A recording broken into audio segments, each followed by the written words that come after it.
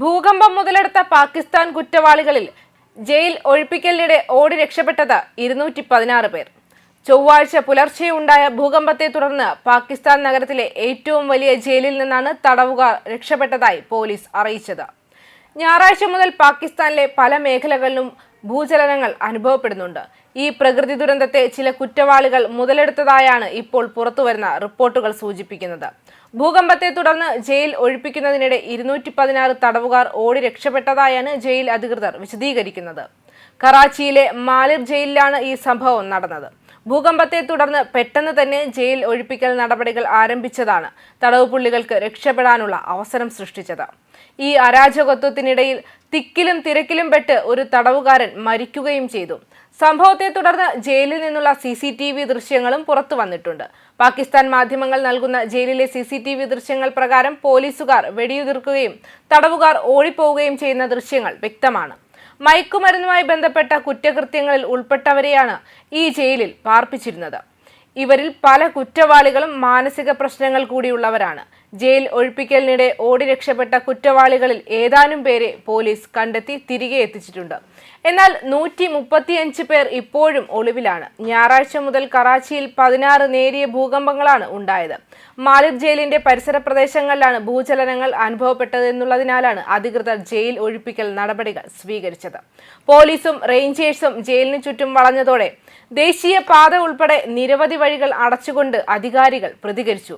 കൂടുതൽ രക്ഷപ്പെടലുകൾ തടയാൻ പോലീസും അർദ്ധസൈനിക വിഭാഗവും സമീപത്തുള്ള ജനവാസ കേന്ദ്രങ്ങളും ഹൈവേകളും ഗ്രാമങ്ങളും വേഗത്തിൽ അടച്ചതായി SSP മാലിർ കാഷിഫ് അഫ്താബ് അബ്ബാസി സ്ഥിരീകരിച്ചു. കെട്ടിടം തങ്ങളുടെ മുകളിലേക്ക് ഇടിഞ്ഞു വീഴുമെന്ന് ഭയന്ന് അർദ്ധരാത്രിയോടെ തടവുകാർ സെല്ലുകളിൽ നിന്നും ബാരക്കുകളിൽ നിന്നും നിലവിളിക്കാൻ തുടങ്ങിയെന്ന വിവരം ജയിൽ സൂപ്രണ്ട് BBC-യോട് വ്യക്തമാക്കിയിരുന്നു. സംഘർഷം അക്രമാസക്തമായതിനെ തുടർന്ന് മുന്നറിയിപ്പ് വെടിയുതിർക്കുകയും ആകാശത്തേക്ക് വെടിയുതിർക്കുകയും ചെയ്തു. പലരും തങ്ങളുടെ സെല്ലുകളിലേക്ക് മടങ്ങിയപ്പോൾ മറ്റുള്ളവർ പരിഭ്രാന്തരായി പ്രധാന ഗേറ്റിൽ അതിക്രമിച്ചു കയറി. 216 തടവുകാർ അവസരം ഉപയോഗിച്ച് ജയിലിൽ നിന്നും രക്ഷപ്പെടാൻ ശ്രമിച്ചു. ഒളിവിൽ കഴിയുന്നവരെ പിടികൂടാൻ പോലീസ് ഇപ്പോൾ വീട് തോറും കയറിയിറങ്ങുന്നു. പഴയ വീടുകൾ സന്ദർശിച്ച് അന്വേഷണം നടക്കുന്നുണ്ട്. പാകിസ്ഥാന്റെ ദുരന്ത നിവാരണ തയ്യാറെടുപ്പുകളിലും ജയിൽ സുരക്ഷാ സംവിധാനങ്ങളിലും ഉണ്ടായ ഗുരുതരമായ പരാജയങ്ങളെ ഈ സംഭവം എടുത്തു കാണിക്കുന്നുണ്ട്. രക്ഷപ്പെട്ട തടവുകാരെ കണ്ടെത്തുന്നതിനും പിടികൂടുന്നതിനും സഹായിക്കണമെന്ന് പ്രദേശവാസികളോട് അഭ്യർത്ഥിച്ചുകൊണ്ട് മാലിറിലെ പള്ളികളിൽ നിന്ന് അറിയിപ്പുകൾ പുറപ്പെടുവിച്ചു. മാധ്യമ റിപ്പോർട്ടുകൾ പ്രകാരം ജയിൽ DIG ഹസൻ സഹേദുവും director general rangers Sindh major general Muhammad ഷംറേസും സുരക്ഷാ നടപടികൾ അവലോകനം ചെയ്യുന്നതിനും ശക്തിപ്പെടുത്തുന്നതിനുമായി സൗകര്യം സന്ദർശിച്ചു. കൂട്ടരക്ഷപ്പെടൽ പാകിസ്ഥാനിലെ തുരുത്തൽ സ്ഥാപനങ്ങൾ നേരിടുന്ന വെല്ലുവിളികളിലേക്ക് വീണ്ടും വെളിച്ചം വീശുന്നു.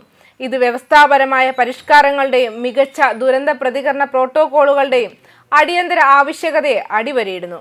കൂടാതെ സിന്ധ് പ്രവിശ്യയിലെ രണ്ടാമത്തെ വലിയ ജയിലാണ് മാലിർ.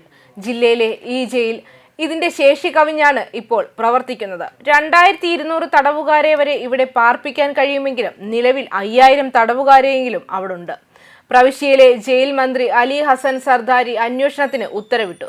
കുറ്റക്കാരായ ഏതൊരു ഉദ്യോഗസ്ഥനും ശിക്ഷാ നടപടി സ്വീകരിക്കുമെന്നും മുന്നറിയിപ്പ് നൽകി.